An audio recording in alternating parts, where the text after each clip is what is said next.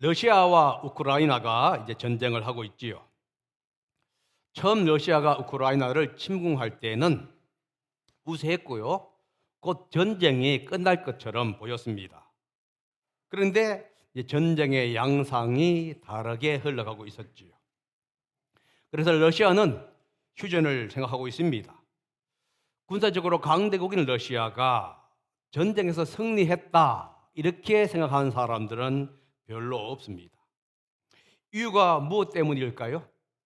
왜 군사 강대국인 러시아가 이 작은 나라인 우크라이나를 침공해서 승리하지 못했냐 하는 겁니다. 변수 때문입니다. 변수. 미국을 비롯한 서방 세계의 물자, 그리고 무기 공급, 그리고 인터넷을 통한 최신 정보를 이제 우크라이나에 공급해 주었기 때문에 그렇습니다. 그리고 우크라이나 대통령의 리더십입니다. 전쟁 시에 죽을 수도 있었는데도 불구하고 자기의 가족들을 피난시키지 않습니다. 그리고 자신은 군인들을 방문하기도 하고 폭격당한 곳에 가가지고 연설하면서 국민들에게 결사항전을 유도했기 때문에 가능했던 사건이죠. 이런 변수로 인해서 힘이 있고 능력이 있었던 러시아가 작은 나라 우크라이나를 쉽게 이길 수가 없었던 것이죠. 오늘 본문이 바로 이 부분에 대해서 말씀하고 있습니다. 능력이나 지혜가 승리의 원천이지만은 항상 그런 것은 아니다라는 거예요. 그렇다면 무엇이 필요할까요? 하나님의 은혜고 하나님의 능력이다 하는 겁니다. 전도자가 이 세상에서 발생하는 것을 보았습니다. 여기서 사용한 보았다라고 하는 이 용어는 히브리어로 라아라고 하는 용어입니다. 이 라아라고 하는 의미는 일반적으로 사용할 때에는 그냥 단순히 보는 것을 가리켜서 라아 이렇게 얘기하는데요. 이것이 비유적으로 사용하게 되면은, 다시 말해서 언어적으로 사용했을 때에는 하나님과의 관계 속에서 사용이 됩니다. 다시 말해서 하나님의 사람이 하나님의 말씀을 이해하고 받고 그다음에 받아들이는 것을 의미할 때에 이 라아라고 하는 용어가 사용이 되었습니다. 그렇다면 본문에서 말하는 이 보았다는 단순히 어떤 사건을 보았다라고 하는 의미보다는 이 땅에서 벌어지고 있는 일들을 하나님의 사람으로서 조사하고 살펴보고 이해했다 하는 의미가 들어가 있다는 겁니다. 지금 전도자가 조사하고 이해한 바에 의하면은 일반 사람들이 생각하고 있는 개념이 그대로 이루어지는 것은 아니더라 하는 것이에요. 일반 사람은 잘하면은 힘이 있으면은 결과가 좋다고 생각합니다. 그래서 좋은 학교에 가고 최선을 다해서 배우려고 하지요. 또 힘을 기르려고 합니다. 그런데 전도자는 뭐라고 하고 있냐면 그것이 항상 그렇지 않다는 것을 지금 5가지의 예를 사용하면서 설명하고 있습니다. 첫 번째가 뭐라 하냐면 달리기를 잘한다고 해서 경주에서 승리하는 것은 아니라는 거예요. 둘째는 힘이 세다고 해서 전쟁에서 승리하는 것도 아니고, 셋째는 지혜가 있다고 해서 먹을 것이 생기는 것도 아니다. 네 번째는요, 총명에 있다 해서 재물을 모으는 것도 아니고, 다섯째는요, 배웠다고 해서 이제 늘 잘 되는 것도 아니더라라고 얘기합니다. 이 5가지를 크게 이제 2가지로 나누어 보게 되면은 빨리 달리는 것과 힘이 센 것을 가리켜서 신체적 능력 이렇게 얘기할 수가 있게 되고요. 지혜, 총명, 배웠다는 것 하게 되면 지적 능력을 얘기할 수가 있겠지요. 그러니까 신체적 능력과 지적 능력을 여기 있다고 해서 항상 성공하고 잘 되는 것은 아니더라라는 의미예요. 이 지적 능력과 신적 능력을 한마디로 얘기하게 되면 뭐라고 얘기하겠죠? 탁월한 인간의 능력 이렇게 얘기할 수 있습니다. 그러니까 사람이 탁월한 능력을 가지고 있다고 해서 언제나 승리하거나 아니면 언제나 성공하는 그냥 보정은 안 된다는 것을 지금 얘기해 주고 있습니다. 좀 더 자세하게 설명해 보겠습니다. 신체적 능력이 있다고 해서 언제나 승리가 보장되지 않습니다. 일반적으로 경주에서는 승리는 빠른 사람에게 주어지는 것이죠. 그런데 항상 그런 것은 아니에요. 토끼와 거북이의 경주에서 사람들의 기대와는 달리 거북이가 승리를 합니다. 물론 이것은 이솝의 우화에서 나온 이야기이지요. 인생의 경주에서도 마찬가지인 것 같습니다. 분명히 시작이 좋고 능력이 있습니다. 그런데 인생 후반에 가다 보면은 갈수록 힘이 소전하고 능력이 옛날만 못하게 되지. 어릴 때는 천재라는 소리를 듣습니다. 그런데 성장하면서 이 천재성은 사라지고 평범하게 되는 경우가 너무나 많다는 거예요. 그래서 성경은 이렇게 얘기합니다. 먼저 된 자가 나중되고 나중대가 먼저 된다.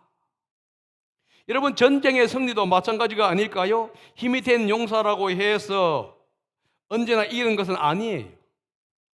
기드온의 300 용사가 미디안에 13만 5천 명과 싸우면서 승리합니다. 기드온의 용사들이 칼이나 창을 가지고 이긴 것이 아니에요. 나팔과 횃불로 이깁니다. 다윗이 골리앗을 이긴 사건도 한 예가 될 수가 있겠지요.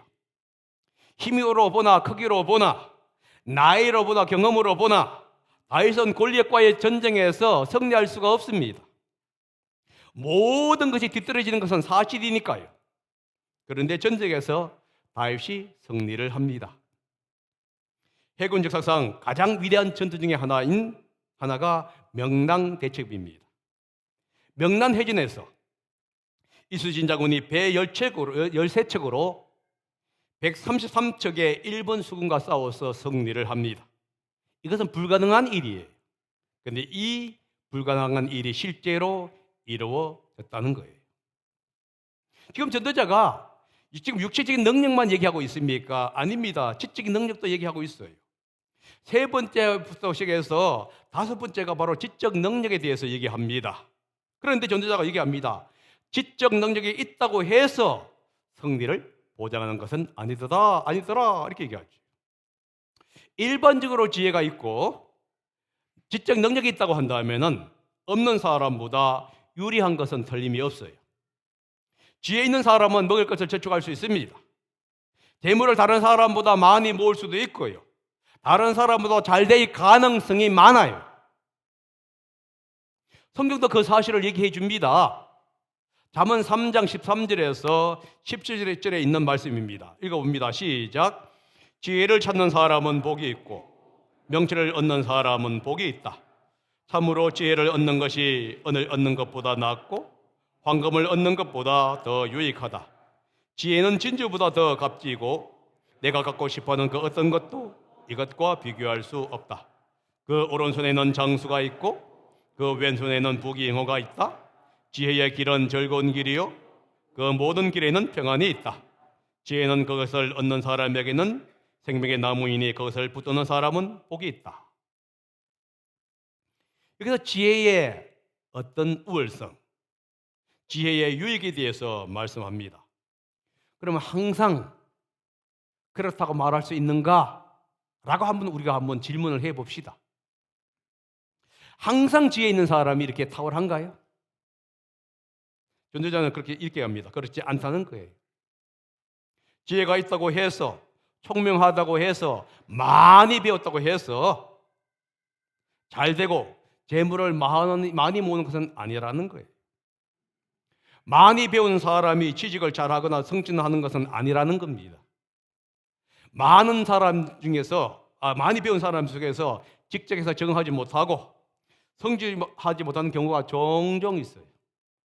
때로는 많이 배우지 못하는 사람 또는 일반 대학에 나온 사람이 명문 대학에 나온 사람보다 더 잘 될 때가 너무나 많이 있다 하는 거예요. 왜 그럴까요? 분명히 힘이 있고 지혜가 있습니다. 탁월해요. 그러면 탁월해야 합니다. 잘 되어야 합니다. 그런데 왜 그렇지 못할 때가 너무나 많냐는 거예요. 이것이 바로 우리가 가지고 있는 질문이지요.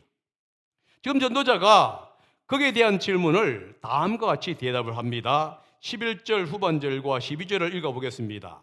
시작. 불행한 때와 재난은 누구에게나 닥친다.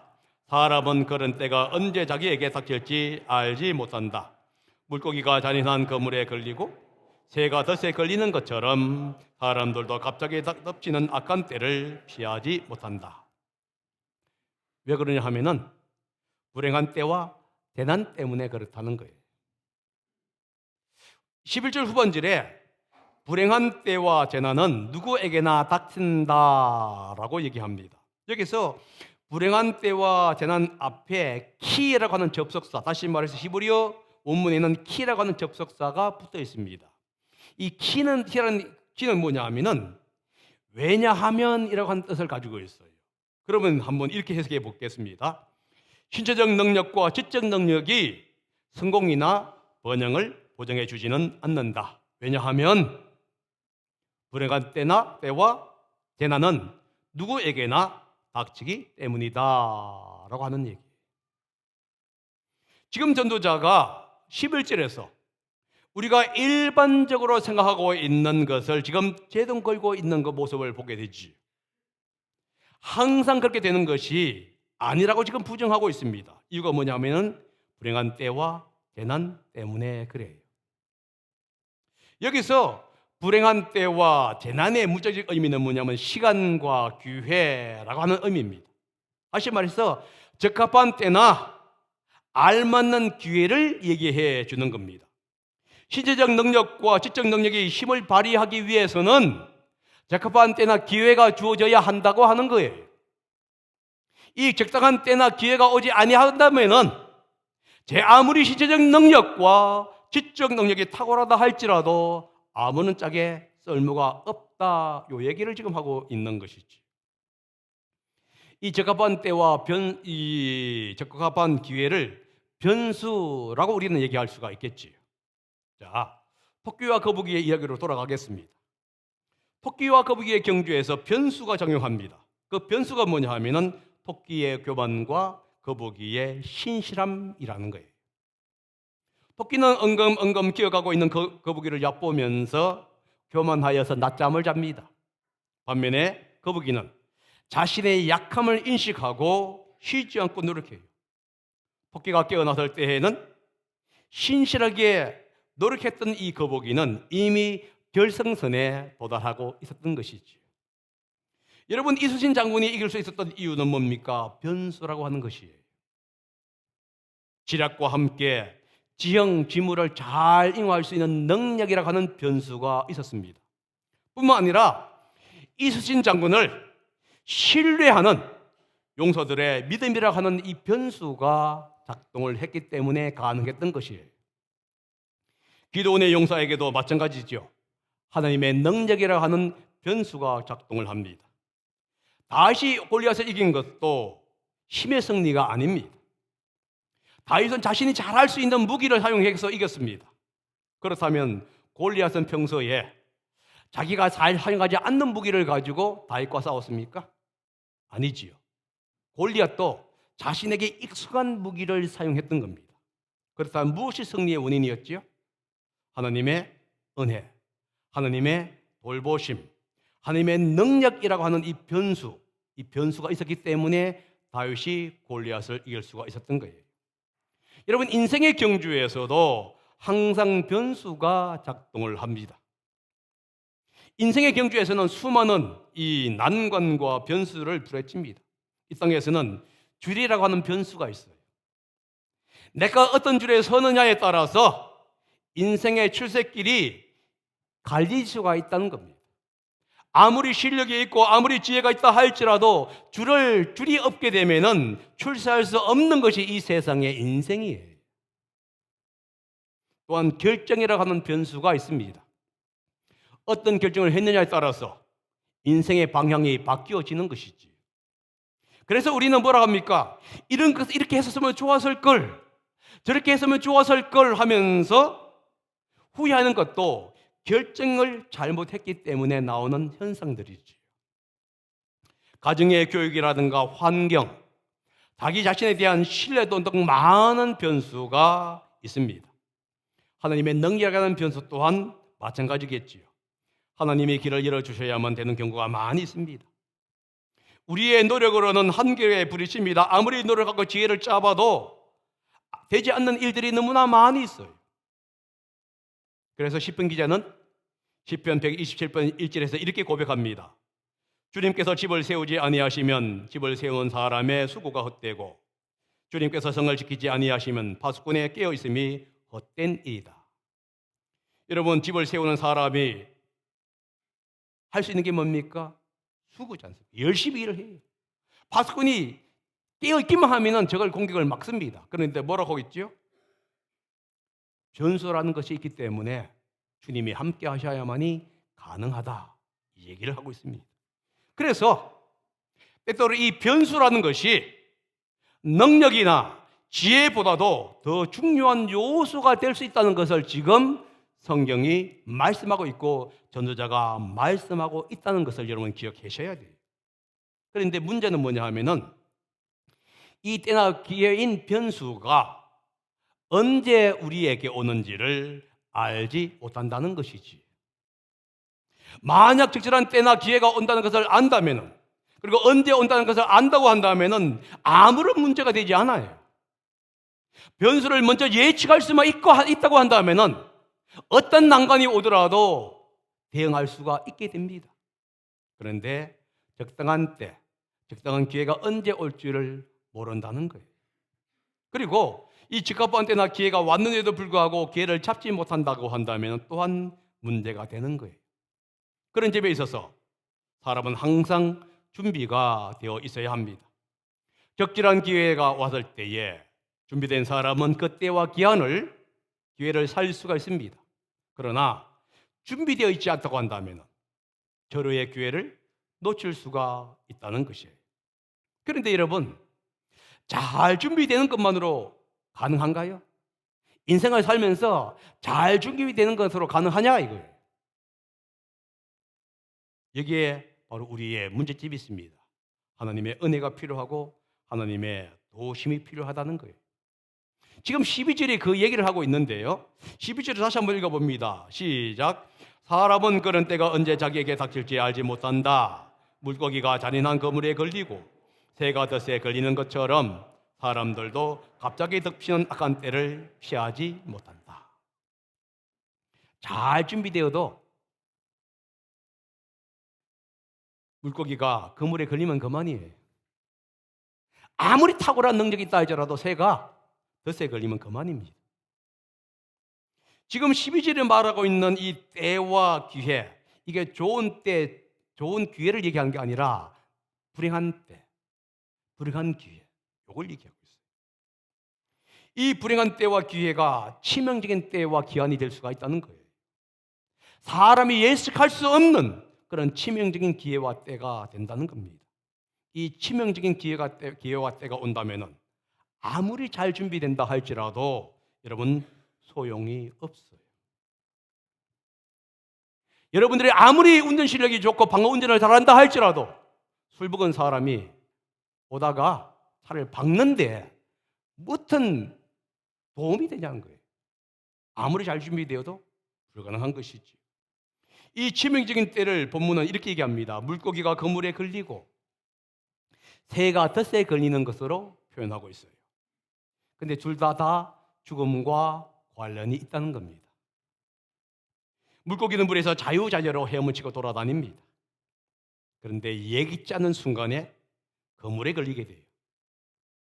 만약 그물에 걸린다 한다면 아무리 날쌔고 아무리 힘이 있고 아무리 준비되었다 할지라도 그 물고기는 더 이상 생명을 보장할 수가 없게 돼요. 새도 마찬가지지요. 하늘을 자유자재로 날 수가 있습니다. 자신이 가고 싶어하는 곳으로 마음껏 갈 수 있는 게 새예요. 그런데 새가 덫에 걸리게 되면요, 걸리는 순간 그가 아무리 날렵하고 아무리 지혜가 있고 아무리 어디든지 갈 수 있다 할지라도 새는 생명을 보장받을 수가 없게 되는 거예요. 물고기와 새처럼 우리 사람은 다른가요? 갑자기 악한 때가 닥칠 때가 있고요, 예기치 못한 상황이 만나게 됩니다. 사람에게도 치명적인 때가 올 수 있다는 거예요. 그 치명적인 때가 건강일 수가 있고 그 치명적인 때가 코로나와 같은 천재지변일 수가 있습니다. 여러분은 천재지변이 오는데 어떻게 감당할 거예요? 지금 이자가 7%, 8% 올라가는데 어떻게 감당할 거냔 말이에요. 우리가 꿈에들 생각했겠습니까? 아무런 모르는 것이죠. 그런데 가장 치명적인 때가 언제인지 아십니까? 인생에서 가장 중요한 때는 죽음이에요. 죽음이라는 치명적인 장애물이 우리에게 온다는 겁니다. 문제는 아무도 이 치명적인 운명, 죽음이라는 것을 언제 오는지를 알 수가 없다는 데 있어요. 그렇기 때문에 치명적인 것이 오기 전에 하나님을 찾아야 하는 거예요. 나는 젊기 때문에 라고 얘기하지 마십시오. 젊었기 때문에 165명이 죽었습니까? 젊었기 때문에 죽은 거예요. 우리 같은 사람은 안 가. 그런데 젊었기 때문에 간 거예요. 여러분, 바울은 로마서 9장 16절에서 이렇게 선포합니다. 그러므로 그것은 하나님의 의지나 사람의 의지나 노력에 다 달려 있는 것이 아니라 하나님의 자비에 달려 있습니다. 치명적인 것이 올 때에 사람의 의지나 노력으로 극복할 수가 없다는 거예요. 치명적인 어떤 어려움이 오고 고난이 오고 역경이 올을 때에 사람의 육적인 능력이나 지적인 능력으로 이겨낼 수가 없다는 거예요. 하나님의 은혜가 필요하고 하나님의 자비가 필요합니다. 이것이 바울의 고백이고 우리의 고백이기도 하다는 거예요. 그러므로 우리는 나의 힘이나 나의 노력을 의지하지 말아야 합니다. 지금 제가 힘을 기르지 말아라, 노력하지 말아라 얘기한 게 아닙니다. 힘을 길러야 돼요. 노력해야 돼요. 노력해서 지혜를 쌓아야 합니다. 힘을 기르고 노력해서 쌓다 보게 되면 성공의 확률은 많아질 수가 있는 거죠. 높아질 수가 있습니다. 그러나 실력과 노력만으로 부족하다고 하는 사실을 인식하라는 거예요. 우리가 실력과 능력으로 어느 정도는 나아갈 수가 있어요. 그런데 더 높은 곳에 가기 위해서는 실력과 노력, 신체적 능력과 지적 능력이 안 된다는 겁니다. 군인들 대령 중령까지는 그래도 실력으로 갈 수 있을지 모르겠습니다. 대령이 되고 별 되는데 실력으로 갑니까? 줄로 갑니까? 여러분 인생의 공무원들 마찬가지지요. 6급까지는 능력으로 갈 수 있을 수 있습니다. 5급, 4급 올라가는데 능력으로 갑니까? 아니면 줄로 갑니까? 대답하지 못하겠지요. 다시 하지 못할 겁니다. 어느 정도는 가능해요. 우리의 능력으로. 그러나 사업도 마찬가지, 어떤 것도 마찬가지입니다. 그 위로 올라갈 때는 변수라는 것이 있다는 것을 기억하셔야 하는 겁니다. 그래서 하나님의 은혜가 필요하다는 것을 인정해야만 돼요. 하나님의 능력이 필요하다는 것을 인정해야 되고요. 하나님의 돌보심이 필요하다는 것을 우리는 인정해야 하는 겁니다. 인간의 능력은 일반적으로 승리의 요인이 될 수가 있어요. 제가 이것을 부인하는 것은 아닙니다. 전도자가 이것을 부인하는 것은 아니에요. 그러나 예기치 못한 상황이 올 때에, 예측할 수 없는 상황이 올 때에 인간의 능력은 제한적이고 아무런 소용이 없을 때가 너무나 많다는 거예요. 그런데 인생을 살다 보게 되면은 예기치 않는 상황이 한 번 오는 게 아니라 상대적으로 많이 온다는 거예요. 그리고 문제는 그때가 언제인지 알 수가 없다는 겁니다. 그래서 사람은 하나님의 도움이 필요하고 하나님의 은혜가 필요합니다. 하나님의 자비가 필요하고 하나님의 선하심이 필요한 거예요. 변수를 예측할 수 없다고 한다면, 변수가 언제 오는지를 모른다고 한다면 하나님을 찾아야 하지 않을까요? 하나님을 의지해야 하지 않을까요? 하나님께 우리의 인생을 걸어야 하지 않을까요? 언제까지 여러분의 능력과 여러분의 지식과 여러분의 모든 것을 여러분이 의지할 것이냐 하는 거예요. 우리의 능력으로 안 될 때가 너무나 많아요. 부부 사이도 우리의 능력으로 안 되는데, 자녀 키우는 것도 우리 능력으로 안 되는데, 여러분 이 세상을 살아가면서 어떻게 여러분의 능력과 여러분의 힘으로 모든 것을 하려고 하냐 이거예요. 하나님의 은혜가 필요해요. 하나님의 은혜가 필요합니다. 그래서 그분께 우리가 기도해야 되고 맡겨야 하는 거예요. 기도하겠습니다.